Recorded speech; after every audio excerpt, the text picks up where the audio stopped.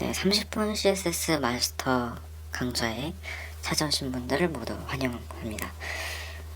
이 30분 CSS 마스터 강좌는 30분 HTML 마스터 강좌의 후속 강좌이고요. 마찬가지로 30분 동안 총 6개의 강좌에 걸쳐서 공부를 하도록 하겠습니다. CSS는 HTML보다 좀 어렵고 복잡한 면이 없지 않아 있습니다. 그렇기 때문에 이렇게 CSS를 단기간 안에 완벽하게 이해하는 것이 쉽지 않을 거예요. 그래서 이 강좌에서는 CSS의 대표적인 특징들하고 속성들을 이해하고 빠르게 이해하는 것에 중점적으로 할 예정이고요. 그 자세한 어떤 내용은 한 달 완성 CSS 강좌에서 다루도록 하겠습니다. 진도도 정말 빠르고요. 또 내용도 비교적 복잡하기 때문에 잘 집중하시길 부탁드리고요. 자, 그럼 이제 시작하겠습니다. 네, CSS는요, 이 캐스케이딩 스타일 시트의 약자입니다. 여기서 우리가 좀 유의할 만한 단어는 스타일이 되겠는데요. 예를 들어서 HTML이 스케치라면 CSS는 이 채색을 역할을 담당하고 있어요. 스타일을 꾸며주는 역할이죠. 즉 이렇게 CSS는 웹에서 채색을 하는 디자인적인 요소를 담당을 하고 있습니다. CSS의 버전을 한번 살펴보실까요? 제가 이 빨간색 테두리로 박스한 부분이 CSS3, 지금 가장 표준인 버전이고요. CSS4가 있는데요. 2018년에 나왔는데 아직 이거는 개발 단계이고 웹 표준이 아니에요. 선택자라고 하는 어떤 그런 것들을 쓰기는 하는데 현재는 CSS3가 표준이기 때문에 저희는 이 버전을 기준으로 학습하겠습니다. 우리가 매일 보는 웹페이지들의 모든 어떤 디자인, 스타일, 이 요소들은 전부 CSS로 만들어졌습니다. 그렇기 때문에 이 HTML과 CSS는 마치 자석처럼 뗄 수 없는 존재라고 할 수 있습니다. 그래서 우리가 어떤 웹페이지를 만들려면 둘 중에 하나만 있어서는 안 되고요. 이 두 언어가 꼭 필요하다는 것을 알아두시면 좋을 것 같습니다. 자, 그러면은 이제 우리가 한번 파일을 한번 만들어 볼까요? 제가 HTML 강좌에서 사용했던 아톰 에디터를 그대로 사용을 하실 거고요. 어떤 이 에디터를 설치하는 방법이나 설치할 패키지 같은 경우에는 30분 HTML 마스터 1강을 참조하시면 됩니다. 자, 저는 커맨드를 눌러서 제가 미리 생성했던 폴더를 열어줄 거고요. new 파일에 이름을 지정을 해줄 건데 style.html로 지정을 해주겠습니다. 이 스타일이라는 자리는 아무 이름이 넣으셔도 상관은 없고요. 어차피 이름이니까요.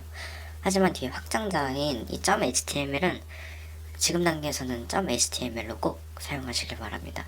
나중에 또 CSS로 바뀌긴 하는데요. 지금 단계에서는 HTML을 사용을 해주시면 되겠습니다. 자, 이렇게 해서 1강에서는 CSS의 의미와 변천사를 살펴보았고요. 또 CSS를 공부할 파일을 만들어보는 시간을 가졌습니다. 다음 강 2강에서는요. CSS의 가장 기본적인 그런 기본 문법에 대해서 공부를 해보도록 하겠습니다. 네, 2강에서는 이 CSS의 기본 문법에 대해서 공부를 한번 해볼 텐데요. 그 중에서 이제 CSS를 HTML 문서에 어떻게 하면 인클루드 시킬 수 있는지 그 방법을 배울 거고요. 또 CSS의 기본 문법을 배우고 그 중에서 이제 선택자라고 하는 부분에 대해서 배워보도록 하겠습니다.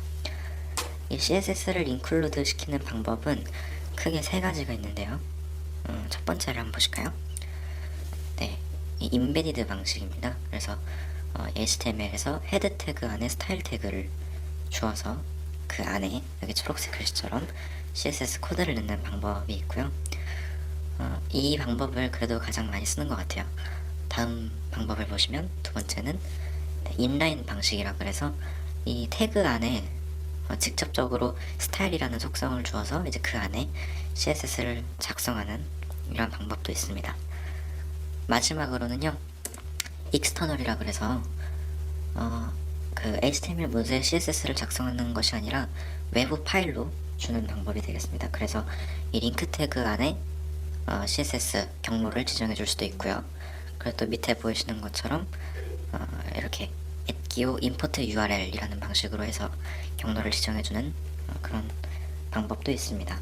그래서 이 가장 많이 사용되는 방법은 개발 중에는 이 인베디드를 많이 사용을 하고요.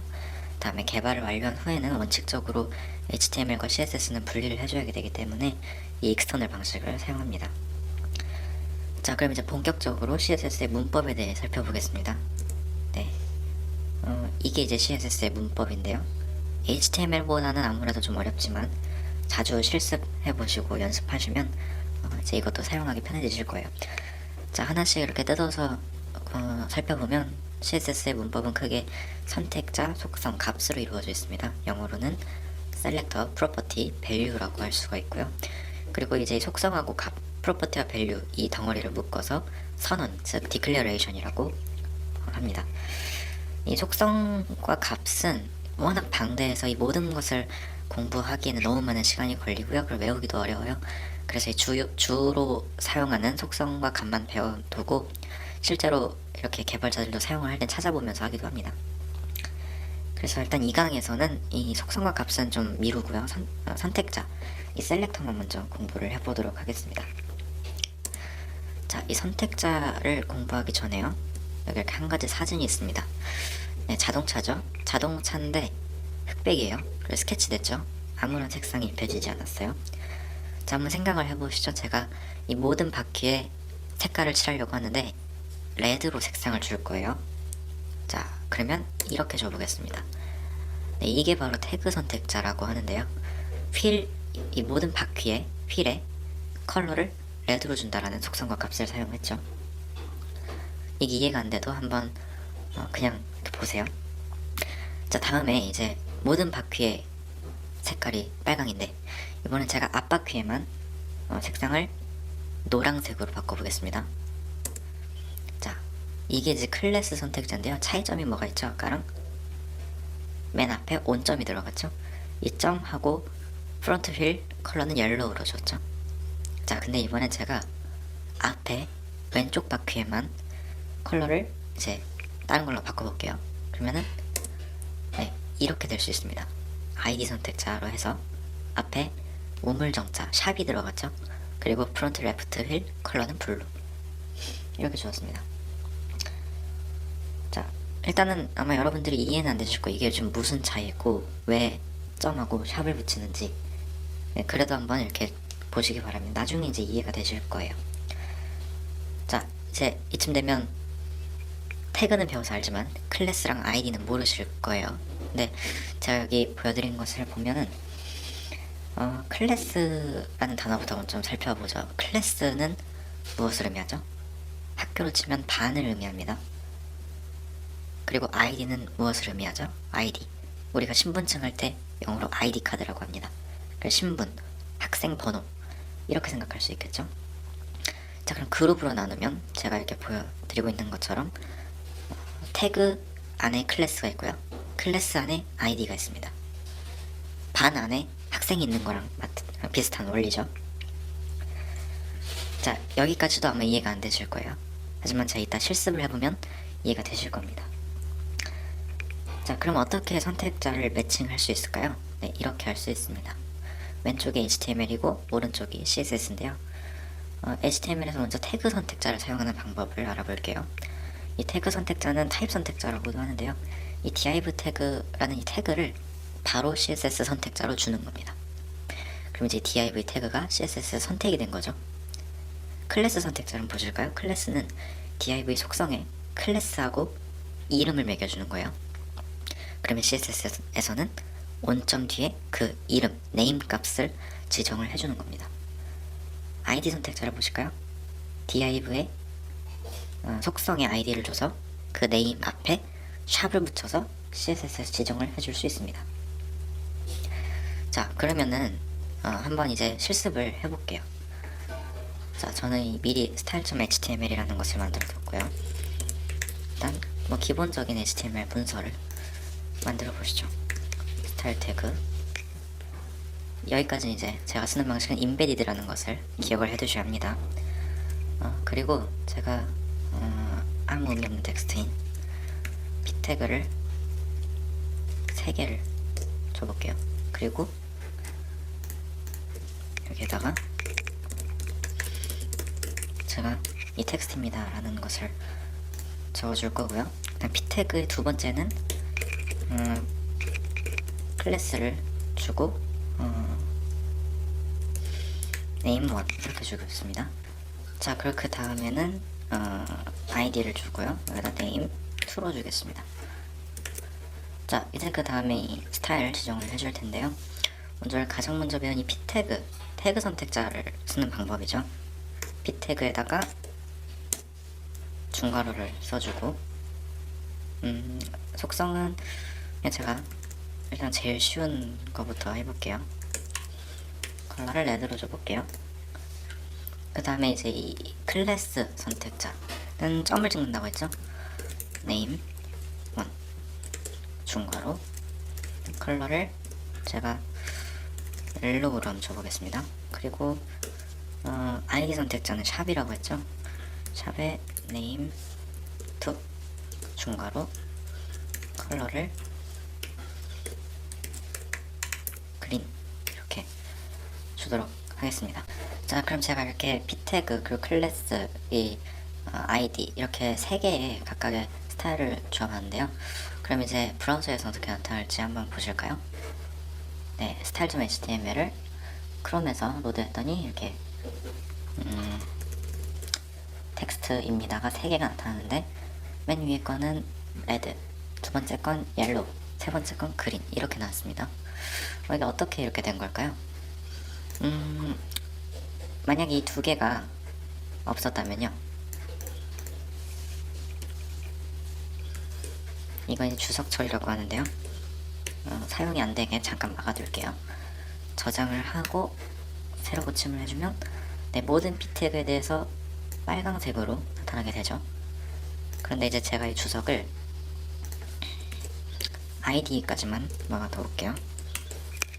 저장하고 새로 고침하면 이 클래스에 해당하는 두 번째 텍스트만 제대로 스타일을 먹었고, 주석 처리된 id는 빨강으로 원래 있던 이 p 태그의 컬러로 나오게 되죠.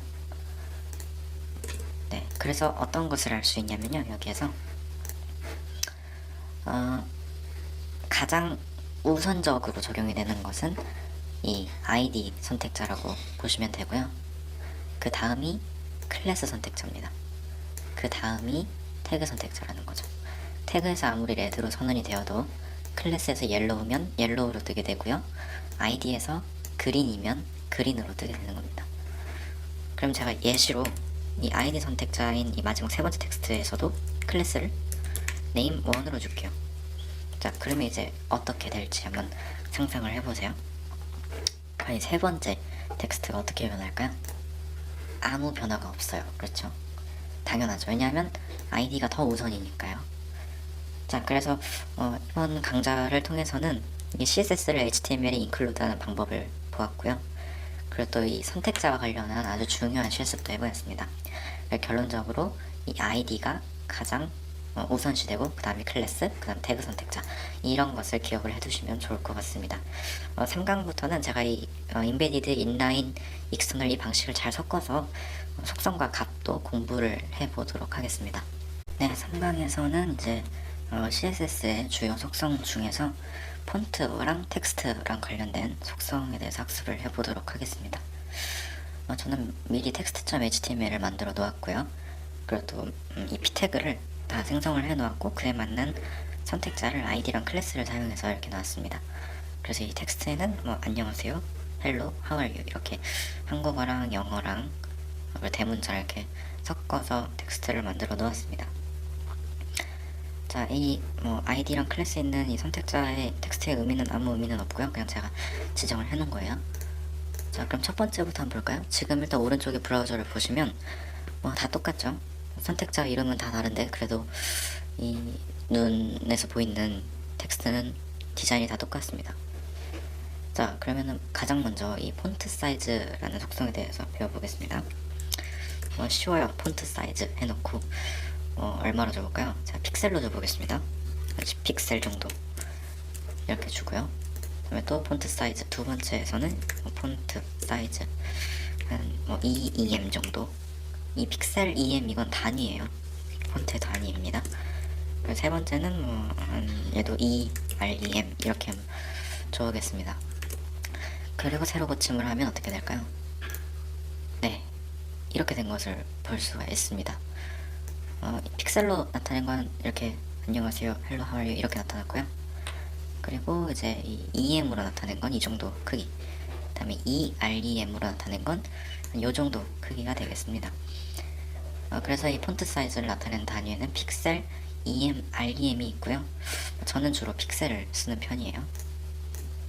자, 그 다음으로 배울 건 폰트 웨이트입니다. 폰트 웨이트. 웨이트가 무게죠. 무게랑 뭐랑 관련이 있을까요? 굵기? 두께? 저는 이렇게 생각이 나네요. 그래서 굵기 조절을 해볼 텐데요.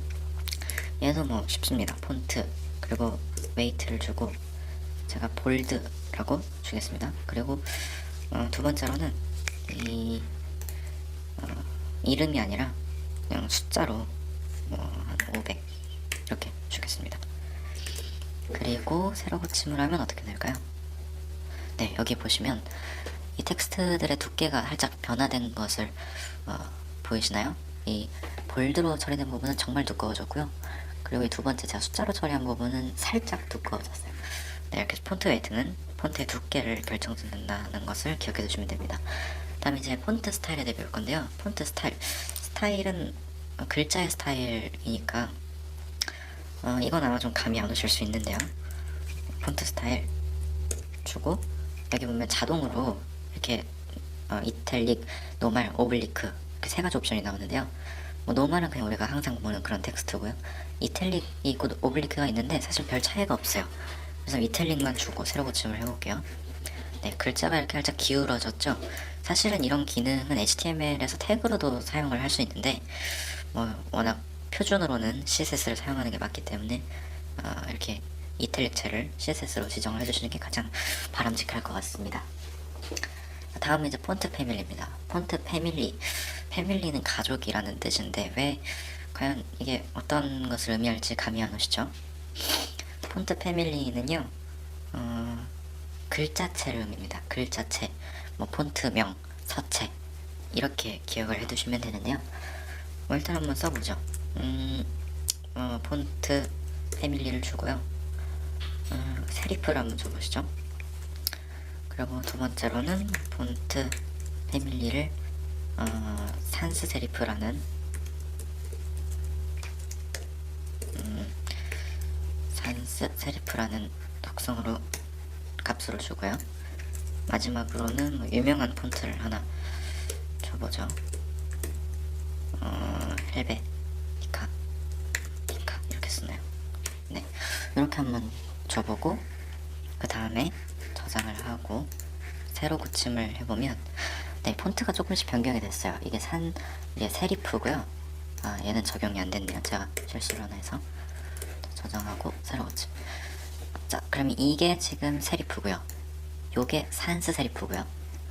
여기 이제 헬베티카 폰트예요. 이 세리프가 좀 특이한 게 있는데 이 글 장식이 생겼죠. 예를 들어 삐침 같은 거 그런 게 생긴 게 이제 세리프고요. 그런 게 없는 게 이제 산스 세리프고요. 헬베티카는 그냥 폰트명이 되겠습니다. 자, 이제 이렇게 해서 폰트와 관련된 거는 살펴보았고요. 이제 텍스트로 넘어가시죠. 자, 텍스트에서 이제 먼저 컬러가 있습니다. 이게 지난번에도 했던 건데 컬러를 레드로 주고 그다음에 컬러를 블루로 주고 그리고 컬러를 이거는 그냥 가장 기본이죠. 베이스 이렇게 하고 세로 고침해 보면 색깔이 달라졌죠. 레드가 됐고 블루가 됐고 얘는 블랙이라 변화가 없고요. 자, 다음으로 볼 거는 이제 텍스트 얼라인이라는 건데요. 텍스트 얼라인이 얼라인의 뜻이 정렬이 있기 때문에 텍스트 정렬, 글자 정렬 이렇게 보시면 됩니다. 그래서 한번 해보면 텍스트라는 단어만 입력을 해도 자동 완성 기능이 얼라인이 뜨죠. 그래서 저는 레프트를 주겠습니다. 레프트 주고 그리고 이것만 줄 수는 없으니까 센터도 주고 라이트도 줘볼게요. 저장하고 세로 고침하면 네, 요 놈은 지금 왼쪽 정렬이고요. 얘는 가운데 정렬. 얘는 오른쪽 정렬이 된 것을 볼 수 있습니다. 마치 워드 작업을 하는 것 같은 느낌이 드네요. 그래서 텍스트 얼라인이라는 속성은 이렇게 레프트, 센터, 라이트라는 것을 해서 이 어느 방향으로 정렬을 할 것인지 선택을 해줄 수 있습니다. 그 다음으로 이제 조금 어려워지는데요. 얘는 텍스트 데코레이션이라는 거에 대해 배워볼게요. 텍스트 데코레이션이 장식이죠. 텍스트에 장식을 달아주는 겁니다. 먼저 오버라인 입력을 해주고 텍스트 데코레이션 언더라인도 해주고 데코레이션 라인스로. 자, 이 지금 속성과 간만 보시면 어떤 느낌이 드세요? 라인이 오버됐다. 위에 라인이 있는 것 같고 언더라인 라인이 밑에 있다. 그 라인이 이렇게 지나쳐간다. 이런 뜻 같지 않나요? 그리고 한번 새로 고침해보면 네, 여기 첫 번째 보면은 이렇게 줄이 텍스트 위로 가 있죠. 이걸 윗줄이라고 해야 되는지 모르겠는데 아무튼 이런 게 있고요. 두 번째는 언더라인이기 때문에 밑줄이에요. 밑줄을 그어주는 거죠. 세 번째는 라인스로, 이 취소선입니다. 취소선. 그래서 이런 거 이제 텍스트 데코레이션을 사용해서 나타내실 수 있고요. 그 다음에 이제 살펴볼 것은 텍스트 트랜스폼입니다. 트랜스폼인데 이것도 많이 쓰죠. 그래서 먼저 이런 거를 제가 일단 입력을 해볼게요.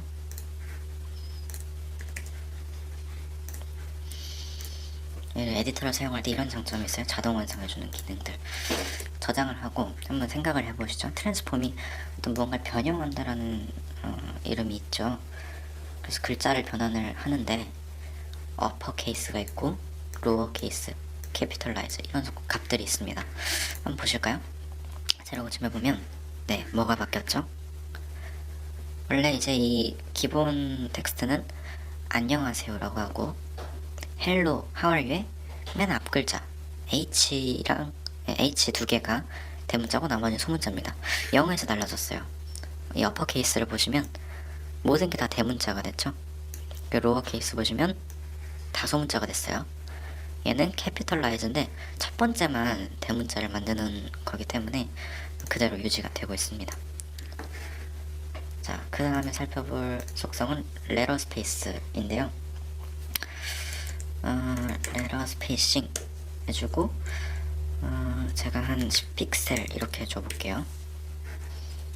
그리고 새로 고치면 어떤 변화가 있을 것 같으신가요?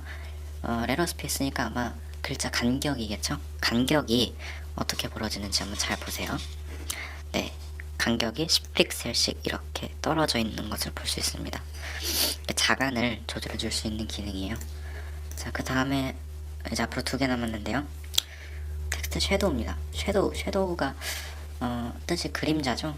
그래서 텍스트에서도 그림자를 줄 수 있는 기능입니다. 얘도 뭐 픽셀 단위로 주고 새로 고침해보면 얘는 좀 잘 안 보이네요.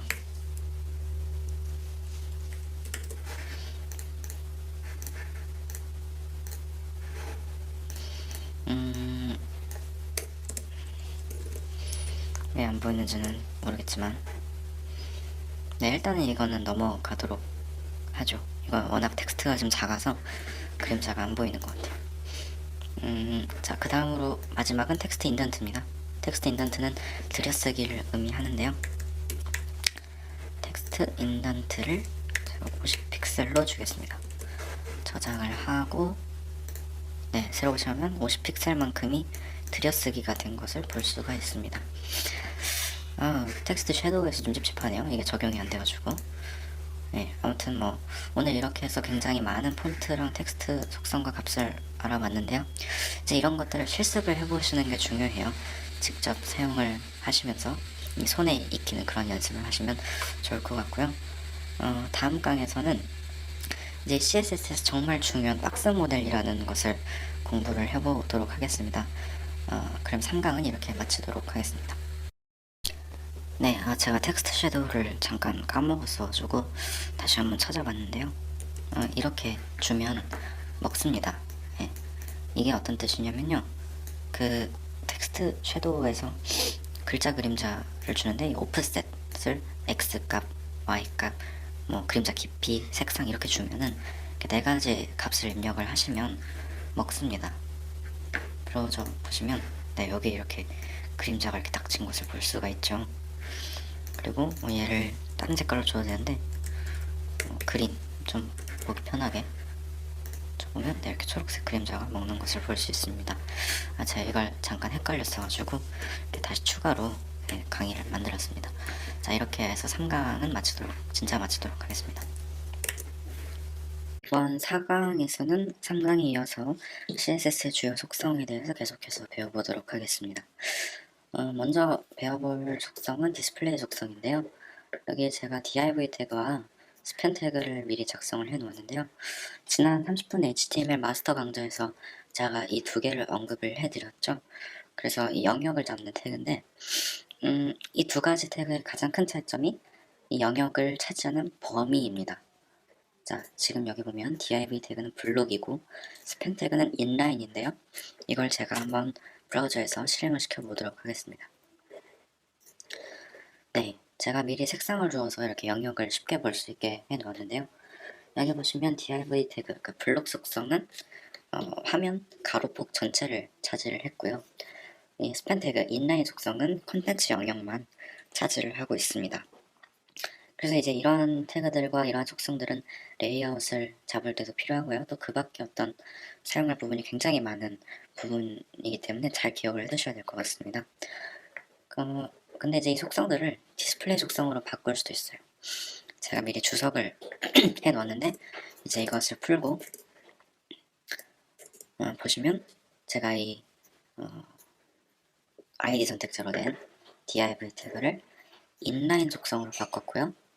다음에 클래스로 된 이 스팸 태그를 블록 속성으로 바꿨습니다. 그러면 결과가 어떻게 될까요? 한번 저장을 하고 새로 고침을 해보시면 네, 뒤바뀐 것을 볼 수가 있습니다. 지금은 스팸 태그가 블록이고요. div 태그가 인라인인 거죠. 이렇게 해서 차지하는 영역을 바꿔주는 디스플레이 속성에 대해 살펴보았고요. 다음으로는 이제 제가 여기 주석을 해놓은 이 부분을 다 지우고요. 구분선하고 div 박스 두 개를 제가 만들어 놨습니다. 자, 이 상태에서 제가 저장을 하고 새로 고침을 하면요. 네, div 박스인데 박스가 안 나타났어요. 그 이유는 바로 제가 이 테두리를 안 지정해줬기 때문인데요. 이 보더가 테두리를 의미하기 때문에 이 부분의 주석을 해제하도록 하겠습니다.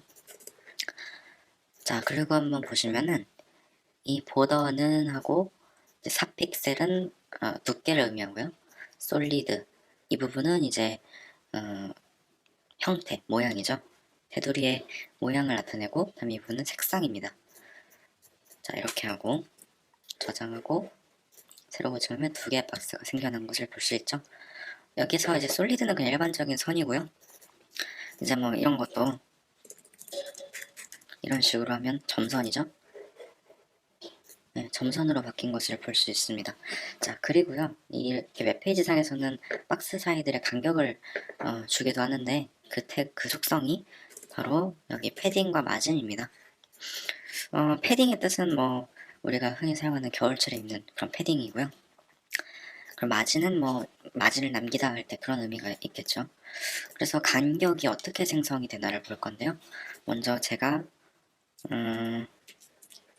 여기에서 마진만 속성을 줘보겠습니다. 자, 이렇게 됐을 때 어떻게 되냐면 이 파란 박스와 빨간 박스 사이의 간격이 벌어진 것을 볼 수 있습니다. 그러니까 즉 이 의미는 파란 박스 외부에 있는 간격을 마진이 정해주는 것이죠. 자, 그리고 여기 가서 제가 패딩도 지정을 해주겠습니다. 패딩 지정해주면 어떻게 될까요? 네, 이번엔 뭐가 바뀌었냐면요. 파란 박스와 콘텐츠 사이의 간격이 벌어진 것을 볼 수가 있습니다. 자, 이렇게 해서 패딩은 박스와 콘텐츠 사이, 마진은 박스와 그 외부 영역 사이의 간격을 지정해 주신다는 것을 기억해 두시면 많은 도움이 될 것입니다. 자, 이렇게 해서 4강에서는 CSS에서 정말 중요하다고 할 수 있는 디스플레이, 보더, 패딩, 마진 속성에 대해서 공부를 했습니다. 어려운 내용이기 때문에 제가 이렇게 알려드린 부분을 기준으로 해서 많은 실습을 하시는 게 중요할 것 같습니다. 5강에서는 오늘 배운 것보다 더 어려운 CSS의 고급 속성에 대해서 제가 알려드리도록 하겠고요. 또 여러 가지 선택자들에 대해서 또 한 번 더 공부를 해보도록 하겠습니다. 자, 그러면은 이제 5강에서는 고급 CSS 속성에 대해 공부를 한번 해볼 텐데요. 먼저 여러 가지 선택자들을 한번 배워볼 거고요. 우리가 지난번에 배웠던 ID 클래스 선택자에 이어서 좀 더 복잡한 선택자들이고요. 그다음에 슈도 클래스라 그래서 가상 클래스라고도 하죠. 의사 클래스라고도 하는 조금 어려운 편에 속하는 그런 선택자들입니다. 자, 그러면은 아직까지는 이 두 가지가 어떤 것일지에 대한 감이 안 오실 텐데요. 한번 같이 보시죠. 저는 selector.html에 이렇게 텍스트를 넣어놨고요. 이거를 이제 브라우저에서 보면 네, 이렇게 나와 있습니다. 이렇게 제가 여러 가지 선택자들에 대해서 텍스트를 넣어 놓았고요. 이제 하나씩 한번 보시겠습니다. 자, 여기서부터 보시면 먼저 별표하고 괄호가 있죠. 이 별표는 전체를 의미합니다. 전체를 의미하기 때문에 텍스트 컬러를 한 브레이크 정도로 주죠. 이렇게 하고 세로 고침을 하면 네, 모든 텍스트에 대해서 색깔이 회색으로 변했죠. 다음은 이제 이 꺽쇠가 들어간 모양입니다. 이거를 제가 이렇게 주석으로 해놓은 것처럼 자식 선택자라고 하는데요. 이거는 이제 어떤 예를 들면 지금 이 div 태그 밑에 하위에 오는 모든 p 태그에 대한 선택자입니다. 그래서 1번 태그 하위에 모든 2번 태그를 대한 선택자이기 때문에 여기에는 뭘로 줄까요? 백그라운드 컬러를 옐로우로 한번 줘보겠습니다. 그리고 세로 고침을 하면 네, 이렇게 됐습니다. 여기 div 여기 나오는 이 div 태그에 대한 하위에 p 태그가 이렇게 옐로우로 된 것을 이 화면에서 확인하실 수가 있습니다. 자, 그 다음은 이제 이거는 아마 좀 제가 자주 쓰는 건데요. 하위를 바로 지정을 해주는 건데 아까가 자식 선택자였다면 부모가 있고 그 밑에 있는 자식밖에 선택이 안 됐다면 이제 이 선택자는 자손, 그 밑에 뭐 손주, 증손주까지 선택이 가능한 선택자입니다. 이건 아주 간단해요. 그냥 스페이스바를 한번 하고 그리고 태그명을 입력하면 되죠. 자, 그럼 자손 선택자에는 이 맨 하위에 있는 손주뻘 되는 p 태그에다가 백그라운드 컬러를 제가 그린으로 주겠습니다. 그리고 세로 고침하면 네, 이렇게 좀 모양이 이상하긴 하지만 그래도 초록색으로 백그라운드 컬러가 된 것을 볼 수 있죠. 다음은 형제 선택자입니다. 형제 선택자는 이제 물결 표시로 해서 이제 형제이기 때문에 뭐 첫째, 둘째, 셋째 이런 것처럼 div 다음에 오는 p 태그라고 생각하시면 돼요. 여기 보면 div가 있고 그 다음에 p 태그들이 있죠. 제가 여기에 대해서는 텍스트 컬러를 레드로 주겠습니다. 자, 그렇게 하고 세로 고침하면 레드가 됐죠. 모든 div 태그 다음에 오는 p 태그가 레드가 됐습니다. 다음은 인접 형제 선택자입니다. 인접 형제는 말 그대로 인접 형제예요. 첫째면 둘째가 인접 형제고요. 둘째면 셋째가 인접 형제죠. 아무튼 그런 것처럼 이제 아주 인접한 제가 클래스를 불어로 둔 이 부분에 대해서 적용이 될 겁니다. 자, 그러면 컬러를 블루로 놓고 세로 고침하면 네, 이 부분이 파란색이 된 것을 볼 수 있습니다. 개인적으로 이제 저 같은 경우에는 이 두 가지를 좀 많이 쓰는 것 같고요. 그리고 이 세 가지 이렇게까지 이거는 제가 개인적으로 많이 쓰는 거고 요것들이 정말 자주 사용되는 부분이에요. 전부 다. 그렇기 때문에 다 기억을 해두시면 좋을 것 같습니다. 자, 그 다음에 이제 의사 클래스, 슈도 클래스에 대해 알아보겠습니다. 이 좀 개념이 복잡한데요. 이렇게 생겼습니다. 그냥 이 콜론 모양인데 이 콜론을 2번 붙여도 되고요. 1번 붙여도 되고 이건 마음대로 하는 건데요. 일단은 하나하나씩 자주 쓰는 걸로 그냥 제가 한번 갖다 놨는데요. 보시죠. 자, sudo.html 이렇게 해놨고 저는 이 텍스트를 놓았습니다. 여기서부터 보시죠. 먼저 a 태그가 있는데요. 제가 a hover라는 이 클래스를 주었습니다. hover라는 거는 마우스를 우리가 오버했을 때, 그 마우스를 어떤 컨텐츠 위에 올려놨을 때 그 동작을 말하는 거거든요. 제가 여기에 백그라운드 컬러를 옐로우로 두었기 때문에 과연 어떻게 변할지 한번 보시죠. 자, 여기에서 제가 이 네이버라는 A 태그, 링크 태그에 마우스를 커서를 올리는 순간 네, 노란색으로 백그라운드 컬러가 변했어요. 빼면 없어지고요. 올리면 생겼습니다. 자, 그 다음에 A visited라는 게 있죠. 이 visited는 방문하다라는 뜻이 있죠. 그럼 방문한 태그에 대해서 컬러가 레드로 된 거죠. 그러면 제가 여기를 들어갔다가 나오면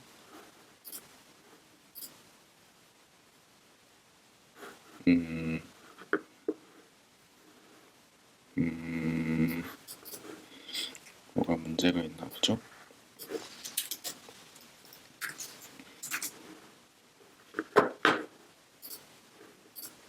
네, 이렇게 제가 방문한 그 태그에 의하여 이 텍스트가 레드로 바뀐 것을 볼 수 있습니다. 자, 다음은요. 이제 애프터 주도 클래스인데요. 애프터는 어떤 컨텐츠, 이 비포도 있죠. 비포 애프터는 어떤 컨텐츠 전과 뒤에 그 컨텐츠를 더 추가할 수 있는 거예요. 제가 여기 지금 p 태그라는 부분 다음에 애프터에 하이라고 넣어놨죠. 그리고 p 태그 앞에 헬로라고 컨텐츠를 넣어놨습니다. 자, 그럼 이 상황에서 어떻게 되나 한번 보세요. 자, 여기 보시면 여기 비포 클래스에 의해서 헬로라는 콘텐츠가 붙었고요.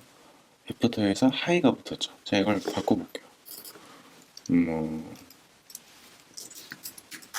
값습니다. 이렇게 하고 여기에 제 이름은 이렇게 하면 네, 이렇게 변했죠. 비포와 애프터가 바뀌었습니다. 다음으로 가시죠. 요거는 좀 중요한 부분입니다. 이제 nth child라 그래서 어떤 자식을 선택할 때 몇 번째 자식이냐 이제 이런 걸 알려주는 건데요. 첫 번째로는 이거 아까 했던 거죠. 이거 자손 선택자입니다. 자, UL 밑에 li의 첫 번째 자식. li의 첫 번째 자식이 백그라운드 컬러가 스카이블루죠. 그랬더니 여기 보면 first child가 스카이블루가 됐죠. 그러면 last child도 있죠. 이 last child li의 마지막 자식 이 네 번째 이 부분에 대해서는 라이트 그레이라는 백그라운드 컬러를 줬습니다. 자, 이렇게 되면 네, 여기가 회색으로 네 번째 자식이 선택이 됐죠. 자, first하고 last만 있냐? nth child를 줄 수 있습니다. nth child는 n 번째 자식 그리고 괄호 안에 3을 넣어서 세 번째 자식이라는 뜻이죠. 이 세 번째 백그라운드 컬러에 그린을 넣어놨기 때문에 네, 백그라운드 컬러가 초록색이 됐습니다. 이제 이 nth child 같은 경우에는요, 뭐 이런 식으로도 씁니다. n, 그러니까 짝수란 얘기죠. 짝수의 n번째 자식 이렇게 되고, 뭐 또 이렇게 하면은 뭐가 될까요? 홀수겠죠. 자, 이렇게 되면 홀수에 의한 선택. 그러니까 이런 특히 S차일드가 많이 중요한 것 같아요. 그래서 사실 가상 클래스 같은 경우에는 훨씬 더 많이 있는데 이 30분 안에 제가 이걸 다 끝내야 되기 때문에 더 많이 다루진 못하고요. 나중에 추후에 더 다루도록 하겠습니다. 자, 그래서 5강에서는 이렇게 어려운 편에 속하는 좀 고급 CSS 선택자들을 배울 수 있었습니다.